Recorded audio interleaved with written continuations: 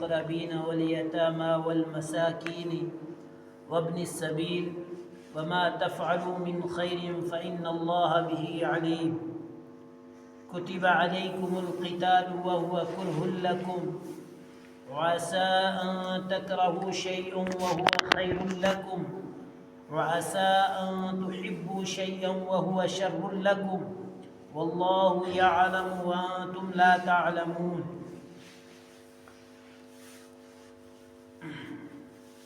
قل ما أنفقتم من خير فللوالدين والأقربين۔ اس آیت کے متعلق چند باتیں کل عرض کی گئی تھی،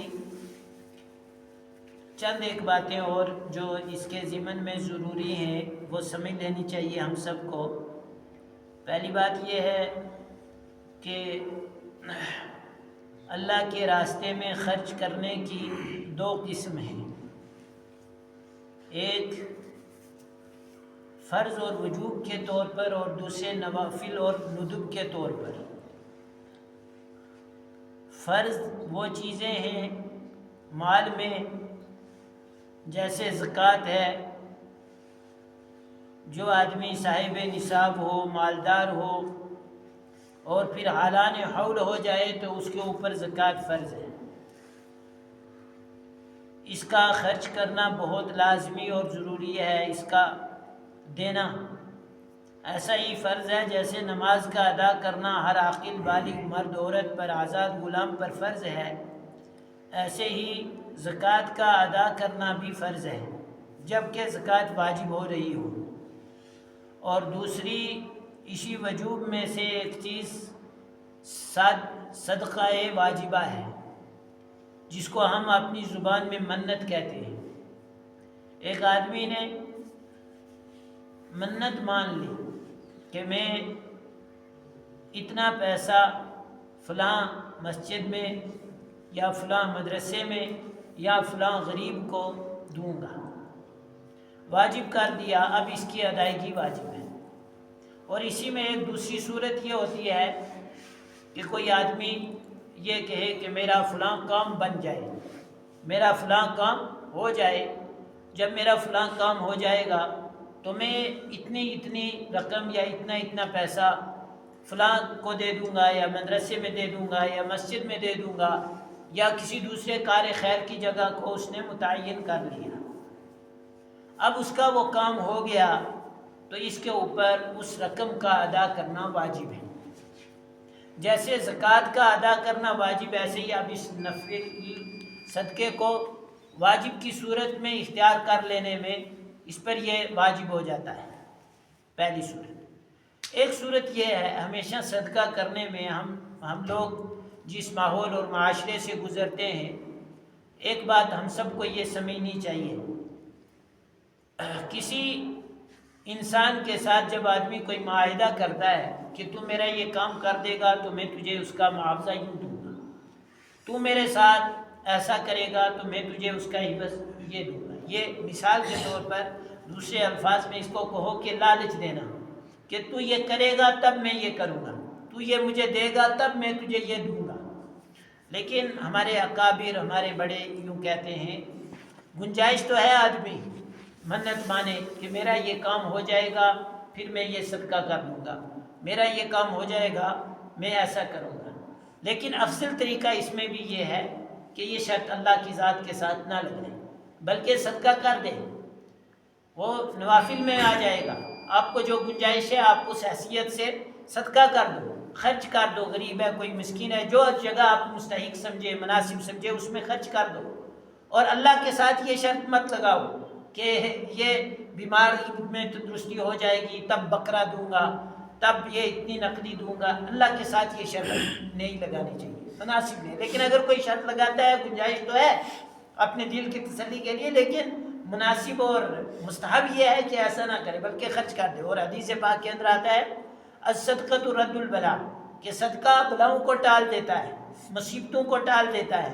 تو ہمیں جب صدقہ ہی کرنا ہے تو مصیبت سے پہلے صدقہ کریں، مصیبت آ گئی صدقہ کر دیں، اللہ کو مرضی ہوگی، اللہ کی منشا ہوگی تو وہ مصیبت، امید ہے اللہ کی ذات سے 100% کہ اللہ کے نبی صلی اللہ علیہ وسلم نے فرمایا ہے، اور صدق نیت سے کوئی آدمی صدقہ کرے تو اللہ مصیبت کو ٹال دیتے ہیں، یقیناً ٹالے گا۔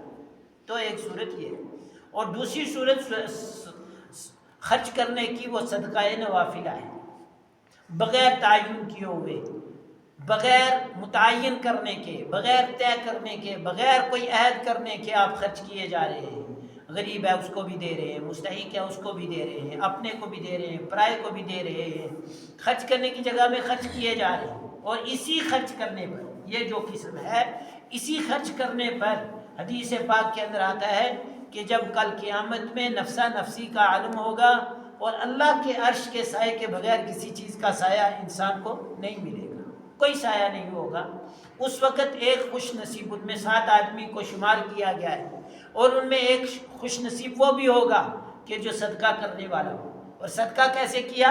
ایک ہاتھ سے دیا، دوسرے ہاتھ کو پتہ ہی نہیں، یعنی خوب صدقہ، خوب اللہ کے راستے میں خرچ کرنے والا، یہ ایسا خوش نصیب ہے۔ تو یہ صدقہ نوافلہ ہے، آپ اس میں مستحق ہی دیکھیں، اور آپ ذوی القربا میں سے دیکھیں، اپنوں میں سے دیکھیں تو زیادہ اچھا ہے۔ لیکن اگر آپ یہ نہیں طے کر رہے ہیں، کوئی بھی مستحق آ گیا، وہ آپ کے رشتہ داروں میں سے نہیں ہے لیکن ضرورت مند ہے، تو آپ اس پہ خرچ کریں، بغیر اعلان کے کریں، خاموشی کے ساتھ کریں، تب بھی اللہ قبول کرے گا۔ اور بعض جگہ کیا ہوتا ہے، اعلانیہ صدقہ کرنا چھپ کے صدقہ کرنے سے زیادہ افضل ہوتا ہے۔ جیسے کسی کو توجہ دلانے، ہمارے یہاں ہوتا ہے بیماروں کا، اور سوشل میڈیا پر اعلان چڑھ جاتا ہے، واٹس ایپ پہ آتا ہے کہ بھئی اس کی مدد کرو، یہ اس بیماری میں ہے، اس کو اتنا خرچہ ہو رہا ہے۔ تو اس وقت جو لوگ اپنا بینک کے ذریعے سے یا کیسے بھی خرچ کرتے ہیں تو اس میں ایڈورٹائز کرتے ہیں، تو گنجائش ہے اس کی، کرنا چاہیے تاکہ دوسرا کو ابھارنا نیکی پر،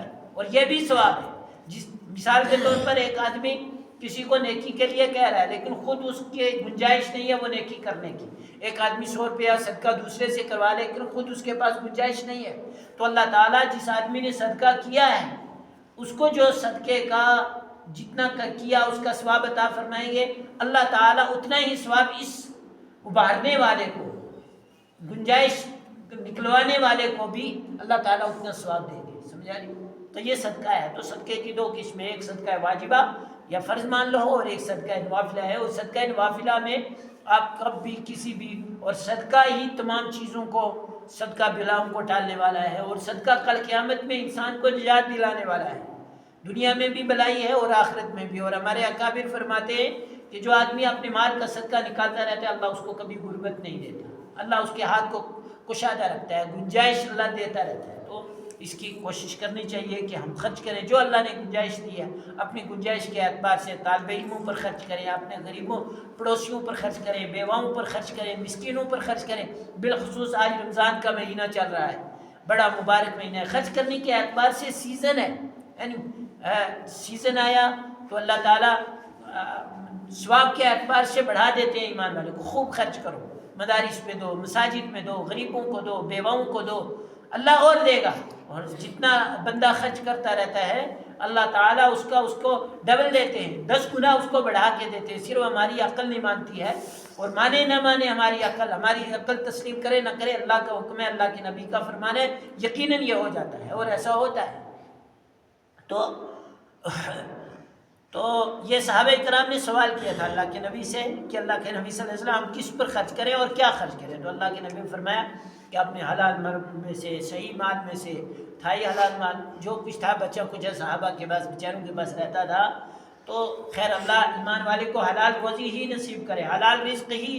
اور اگر حرام کا کوئی آدمی ایک بار چھوڑ کے 1000 بار بھی صدقہ کرتا ہے تو اس کا ثواب نہیں ملنے والا۔ حرام تو حرام ہے نا، حرام جیسے آتا ہے حرام ویسے جاتا ہے۔ آگے ایک آیت ہے کتب علیکم الکتاب وهو کرہ لکم، اسی سے ملتی جلتی حکمن آ گئی۔ کیا ایمان والو، کتب علیکم القتال، تمہارے اوپر خدا کے راستے میں، اللہ کے راستے میں لڑنا فرض کر دیا گیا ہے۔ لڑنا کیا کر دیا گیا؟ فرض۔ کتبہ کتبہ بمانے فرض کر دیا، تمہارے اوپر فرض کر دیا لڑائی کرنا اللہ کے راستے میں۔ یوں لڑنا نہیں، آپس میں لڑنا جھگڑنا یہ نحوست ہے، یعنی کفار کے مقابلے میں جب حکم ہو عدو دین کے لیے، دین کی سربلندی کے لیے، تو تب اگر جنگ کرنا پڑے تو تمہارے اوپر جنگ کرنا کیا ہو جاتا ہے؟ تب فرض ہو جاتا ہے۔ تمام فرائض کو چھوڑ کے پہلے اس سے جنگ کرنا فرض ہے۔ کتب علیکم القتال وہو کرہ لکم، حالانکہ یہ تمہیں گراں گزرتا ہے۔ حالانکہ جنگ کرنا، لڑنا، مجاہد بن کے میدان میں آنا انسان پر گراں تو گزرتا ہے، بھئی جنگ کرنا ہے، سامنے والے کے ساتھ لڑنا ہے، موت بھی آ سکتی ہے، زخمی بھی ہو سکتا ہوں، تو یہ ساری چیزیں، تو اسی کو وَهُوَ كُرْهٌ لَكُمْ، حالانکہ یہ چیز تمہارے اوپر گراں گزرے گی۔ صحابہ سے کہا جا رہا ہے وَعَسَىٰ أَن تَكْرَهُوا شَيْئًا وَهُوَ خَيْرٌ لَكُمْ، لیکن یہ بات بھی یاد رکھو، بسا اوقات جس چیز کو تم ناپسند کرتے ہو اللہ کے ہاں وہ بہتر ہوتی ہے۔ کوئی آدمی کسی چیز سے نفرت کرتا ہے، نہیں سمجھتا ہے اس کے فائدے کو، اس کے نفع کو، اس کے نقصان کو، لیکن اللہ تو خوب جانتے ہیں۔ تو ہم جس کو ناپسند کر رہے ہیں اللہ اس کے اندر خیر پیدا کرتا ہے اور اللہ اس کو بہتر کرتا ہے۔ تو آسان بہت قریب ہے کہ تم کسی چیز کو ناپسند کرو وَهُوَ خَيْرٌ لَكُمْ، حالانکہ وہ تمہارے حق میں بہتر۔ تم جنگ کو ناپسند کرتے ہو، لڑنا کوئی نہیں مناسب سمجھتا، جھگڑنا کوئی مناسب نہیں سمجھتا، لیکن بسا اوقات تمام چیزوں کا حل لڑائی کے اندر ہوتا ہے، جھگڑے کے اندر ہوتا ہے، لڑ جانے کے اندر ہوتا ہے۔ اسلام کو سربلندی ملی جب کفار اور مشرکین کے ساتھ جنگیں ہوئیں، حضرات صحابہ اکرام بھی شہید ہوئے، زخمی بھی ہوئے، بہرحال اللہ نے دین کو سربلندی دی۔ تو ہے کہ صحابہ چاہ جائے کہ تمہارے دل کے اندر ناپسند ہے کہ ہم نہیں لڑنا چاہتے، گھروں سے نہیں نکلنا چاہتے، فرصت کے ایام نہیں ہے، لیکن تمہارے اندر بہتری اسی میں ہے کہ تم لڑو۔ اور پھر لڑنے میں بہتری کیا ہے؟ ظاہری نظر آتی ہے، لڑے، جنگ ہوئی، تو جنگ کے اندر اللہ نے فتح نصیب فرمائی، یہ سب سے بڑی کامیابی ہے، اس سے بڑی خیر کیا ہو سکتی ہے؟ اور پھر اس کے بعد مال غنیمت مل رہا ہے، اللہ تعالیٰ نے دنیاوی اعتبار سے بھی نوازا، اس کے اندر خیر ہی خیر ہے۔ اور ایک آدمی گھر بیٹھا ہوا ہے، لڑنے نہیں جا رہا ہے، تو اس کو نہ تکلیف ہے اور نہ آسائش ہے، ہوا نا ایسا؟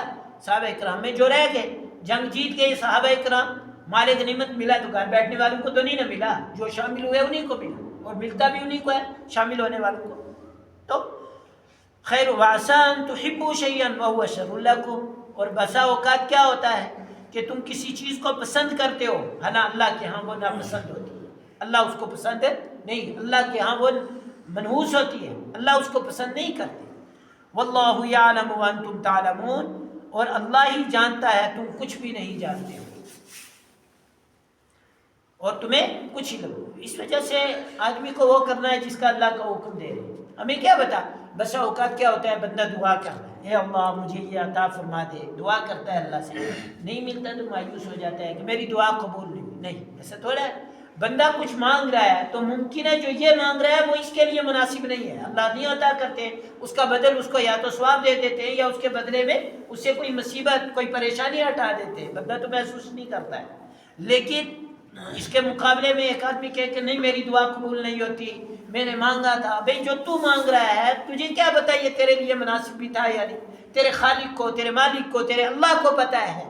جو تو مانگ رہا ہے تجھے ظاہری طور پر اچھا لگ رہا ہے لیکن تیرے ذات کے لیے اچھا نہیں، تیرے اعمال کے اعتبار سے اچھا نہیں، اس وجہ سے اللہ عطا نہیں کرتے۔ تو اس وجہ سے جو اللہ دے اس پر راضی، اور جو اللہ نہ دے اس پر ناراض نہیں ہونا، تب بھی اللہ سے راضی، جس حال میں اللہ رکھے اسی حال میں راضی۔ انشاءاللہ مزید اس کی تفصیل کل کی جائے گی۔ اللہ تعالیٰ کی نصیحت عمل کی توفیق عطا فرمائے۔ سبحان اللہ و بحمدہ، سبحان اللہ۔